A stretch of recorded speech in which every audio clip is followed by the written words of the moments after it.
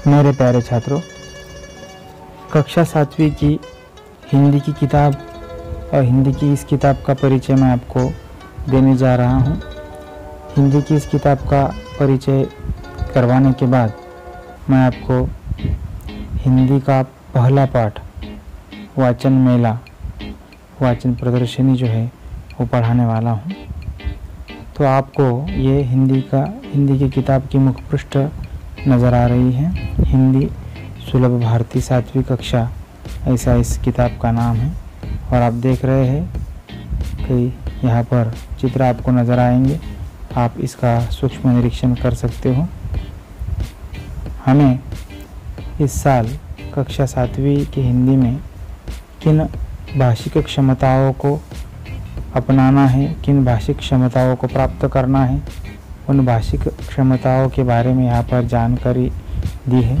छात्रों, चूँकि आपको पता है किसी भी भाषा को अच्छी तरह से अवगत करने के लिए, भाषा पर प्रभुत्व प्राप्त करने के लिए हमें कुछ कौशलों पर प्रभुत्व प्राप्त करना ज़रूरी होता है। उसमें श्रवण, भाषण, संभाषण, वाचन जिसे हम पठन भी कहते हैं, और लेखन, इन 4 कौशलों के क्षेत्र में कौन सी क्षमताएं हमें पाना है, कौन सी क्षमताएं हमें प्राप्त करना है, यह यहाँ पर आपके सामने दिया हुआ है, आप ही पढ़ सकते हो। इन क्षमताओं को अगर आप अच्छी तरह से प्राप्त कर ले, इन क्षमताओं पर अगर आप प्रभुत्व प्राप्त कर ले, तो भली भांति आप कक्षा 7वीं के इस पाठ्यांश को, हिंदी के पाठ्यांश को आप बहुत अच्छी तरह से समझ पाओगे और हिंदी भाषा का ज्ञान आप बहुत ही अच्छी तरह से प्राप्त कर पाओगे। हिंदी सुलभ भारती 7वीं कक्षा, ऐसा इस किताब का नाम है। महाराष्ट्र राज्य पाठ्यपुस्तक निर्मिती एवं अभ्यासक्रम संशोधन मंडल पुणे द्वारा यह किताब जो है वो प्रकाशित की गई है।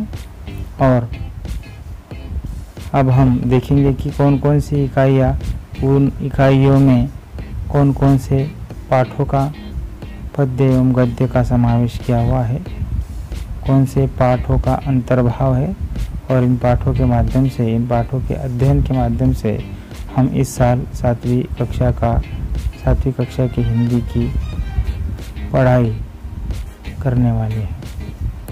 तो मेरे प्यारे छात्रों, अब हम बढ़ रहे हैं पहली और दूसरी इकाई की ओर। ये पहली इकाई आपकी ये अनुक्रमणिका है। ये पहली इकाई आपके सामने नज़र आ रही है। पाठ का नाम, पहली इकाई के पहले पाठ का नाम है वाचन मेला। उसके बाद फूल और कांटे, दादी माँ का परिवार, चौथा है देहात और शहर, 5वां बंदर का धंधा, छठा है पृथ्वी से अग्नि तक, 7वां जहाँ चाह वहाँ राह, 8वां जीवन नहीं मरा करता है। अभ्यास एक पुनरावर्तन, जो हमने पाठ्यांश का आशय पढ़ा है उसका पुनरावर्तन एक हम इस इकाई के आखिरी में देखने वाले हैं। और दूसरे सत्र में दूसरी इकाई का अध्ययन हम करेंगे। तो छात्रों, देखना है अब इसमें कौन कौन से पाठों का अंतर्भाव है।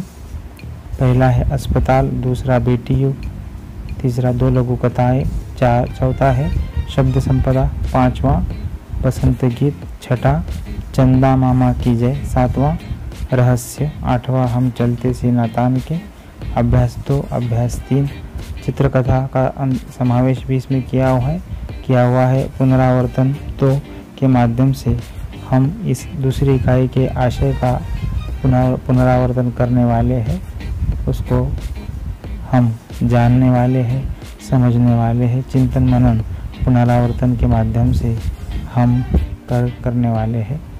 मेरे प्यारे छात्रों, पहली इकाई का पहला पाठ वाचन मेला अब हम देखने वाले हैं।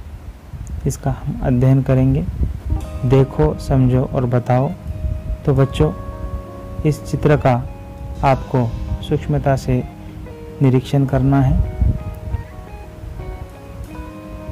क्योंकि हमें जो क्रियाकलाप करने के लिए कहा है वह है देखो, समझो और बताओ, ऐसा इसमें कहा गया है।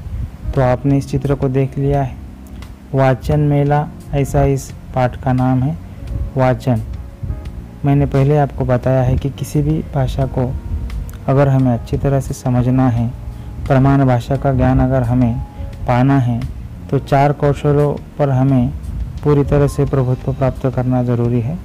उसमें पहला है श्रवण, यानी अच्छी तरह से सुनना, भाषण यानी प्रमाणता से बात करना, संभाषण यानी किसी के साथ में हम अगर बातें करते हैं तो वो प्रभावपूर्ण होनी चाहिए, भाषा के नियमों का पालन करते हुए वो बातें होनी चाहिए। संभाषण हमारा प्रभावपूर्ण रहे और भाषा के नियमों का उल्लंघन न करते हुए हमें ये संभाषण करना ज़रूरी है। तीसरा है वाचन, जिसे पठन भी कहा जाता है। वाचन के 2 प्रकार होते हैं, एक होता है मुखर वाचन और दूसरा होता है मौन वाचन। मुखर पठन और मौन पठन भी इसे कहा जाता है। और चौथा होता है लेखन। लेखन भाषा का व्याकरण इसका आधार होता है। भाषा के व्याकरण को अगर हम अच्छी तरह से समझते हैं और उस व्याकरण का उपयोजन करके अगर हम लेखन करते हैं तो बहुत अच्छी तरह से हम भाषा में अपने विचारों का आविष्कार कर सकते हैं। भावनाओं का आविष्कार लेखन के माध्यम से हम दूसरों तक पहुंचा सकते हैं। तो बच्चों, वाचन ये तीसरा जो कौशल भाषा का है, इस वाचन को हम समझेंगे, जानेंगे, जिसे पठन भी कहा जाता है। और मेला का अर्थ है प्रदर्शनी। तो यहाँ पर एक छोटी सी प्रदर्शनी लगी हुई है, आप देख रहे हो। कई किताबों के यहाँ पर छोटे छोटे ठेले लगे हैं और ये छोटे छोटे जो मेज है, इन मेज पर कई किताबें दिख रही है।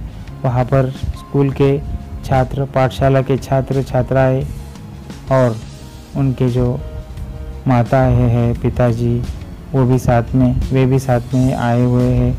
छात्र छात्राएं क्या क्या कर रहे हैं आपको दिख रहा है। तो बच्चों, यहाँ पर दिख रहा है आपको, यह है बाल साहित्य। बालकों के लिए गीत, कथाएं, कहानियाँ, उनकी किताबें यहाँ पर हैं। यहाँ पर ई बुक्स और ये ऑडियो बुक्स भी कहा हुआ है। ई बुक्स और ऑडियो बुक्स का विज्ञापन यहाँ पर दिख रहा है। बच्चों, ई बुक्स यानी इलेक्ट्रॉनिक बुक्स, बुक्स का अर्थ किताब होता है, आपको पता ही है। ऑडियो बुक्स यानी जिसे हम सुन सकते हैं जिस किताब को। विज्ञान कथाएं यहाँ पर दी हुई है। विज्ञान से संबंधित किताबों का, पुस्तकों का यहाँ पर अंतर्भाव किया हुआ है। और इस मेज पर यहाँ पर विज्ञान से संबंधित कथाओं की किताबें, कथा संग्रह यहाँ पर है। छात्र देख रहे हैं, समझ रहे हैं कौन सी किताब लेना है, इसका वो विचार कर रहे हैं। इधर भी कुछ छात्र है और कुछ किताबों के सामने, किताबों के मेज के सामने यहाँ पर छात्र है और उनके जो माता पिता है वो भी यहाँ पर हमें दिख रहे हैं। उसके बाद में किशोर साहित्य, बाल साहित्य में हम बालक का जो उम्र का दायरा है वो 14 साल तक के छात्र को बालक कहते हैं और किशोर जो है वो 9वीं 10वीं के छात्रों को किशोर कहते हैं। तो किशोर साहित्य यानी किशोर के उम्र के जो छात्र है उनसे संबंधित जिनकी अभिरुचि इन किताबों में होती है, जैसे कि उपन्यास या दीर्घ कथाएं पढ़ने में। उपन्यास तो छोटी उपन्यास जो होती है वो पढ़ने में इनका ये जो है वो इनको पसंद होती है ये किताबें।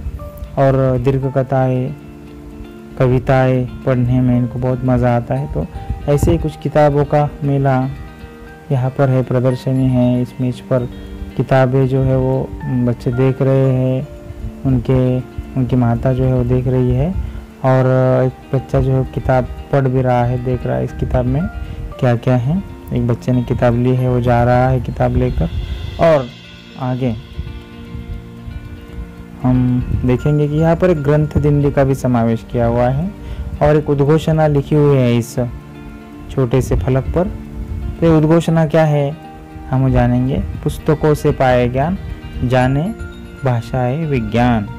पुस्तकों से पुस्तक ज्ञान प्राप्त करने का बहुत ही महत्वपूर्ण माध्यम होती है और पुस्तकों के माध्यम से हम ज्ञान पा सकते हैं। अज्ञान का अंधेरा छट जाता है, ज्ञान का उजाला छा जाता है, भाषाएं हमें समझने लगती है, विज्ञान समझने लगता है और हमारा मार्ग, हमारा सफ़र, हमारी यात्रा अज्ञान से ज्ञान की ओर बढ़ने लगती है।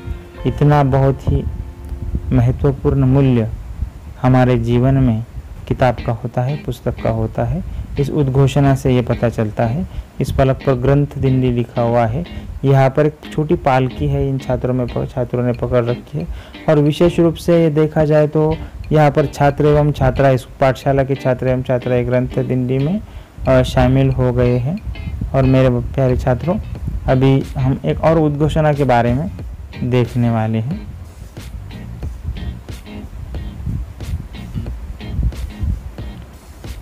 देखिए, पुस्तकें है हम सबकी साथी, प्रज्वलित करे ज्ञान की बाती। पुस्तकें हमारी साथी हैं। हमारा कोई मित्र या फिर हमारी कोई सहेली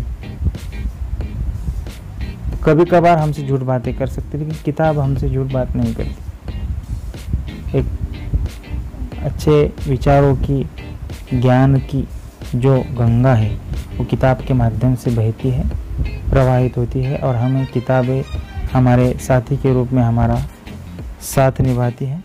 प्रज्वलित करे ज्ञान की बाती।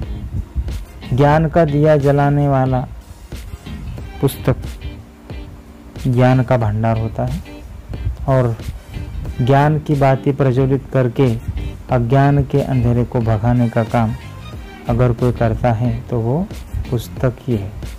तो वो क्या है? पुस्तक है। इसलिए पुस्तक को हम प्रामाणिकता से पढ़ें, पुस्तक के ज्ञान को आस्था से अपनाएं और उसका चिंतन करें, मनन करें।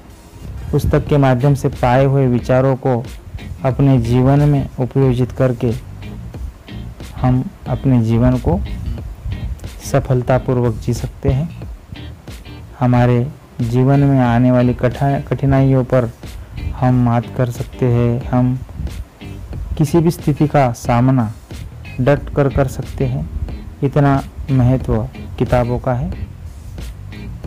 तो अभी हमने क्या क्या देखा, हम एक बार इस पर नज़र डालेंगे। हमने पहली इकाई का पहला पाठ वाचन मेला इसमें अध्ययन किया है। सूक्ष्मता से निरीक्षण करने के बाद में हमें बाल साहित्य, विज्ञान कथा, किशोर साहित्य, इनसे संबंधित किताबों के यहाँ पर छोटे छोटे ठेले इस प्रदर्शनी में देखने को मिले और ग्रंथ दिंडी भी हमें यहाँ पर देखने को मिली। कई छात्र एवं छात्राएं ग्रंथ दिंडी में शामिल हो गई है।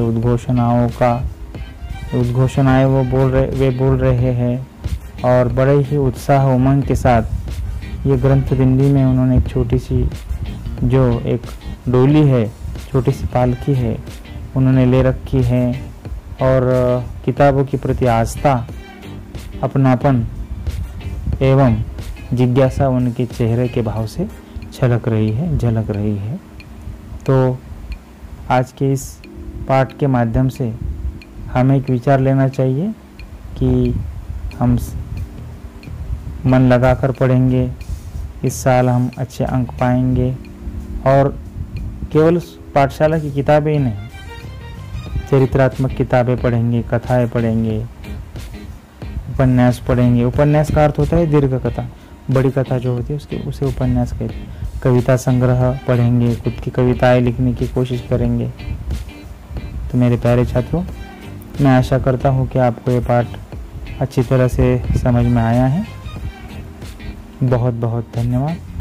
आप घर पे इसकी पढ़ाई कीजिए, समझिए, जानिए, सूक्ष्मता से निरीक्षण कीजिए और इनमें जो शब्द दिख रहे हैं तो इन शब्दों का लेखन आपकी कॉपी में ज़रूर करना।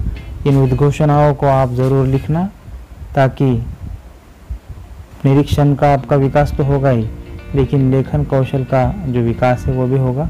तो मैं आपको घर पे पढ़ाई दे रहा हूँ, स्वाध्याय दे रहा हूँ।